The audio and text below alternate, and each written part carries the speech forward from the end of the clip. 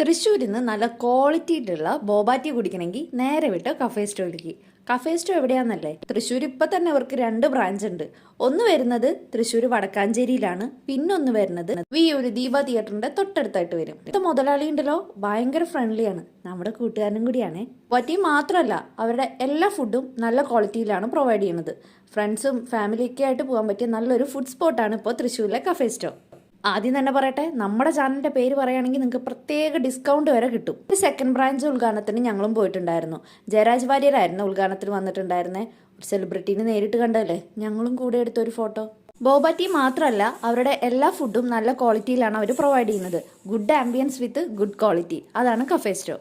എടുത്തു പറയേണ്ടത് ഇവരുടെ മെനു തന്നെയാണ്. ഒരുപാട് ഡിഫറെൻ്റ് ആയിട്ട് നമുക്ക് ടേസ്റ്റ് ചെയ്യാൻ പറ്റുന്ന രീതിയിൽ ഒരുപാട് ഓപ്ഷൻസ് ഇവർ പ്രൊവൈഡ് ചെയ്യുന്നുണ്ട്. തൃശ്ശൂരുള്ളവരാണെങ്കിൽ മറക്കണ്ട കഫേ സ്റ്റോ.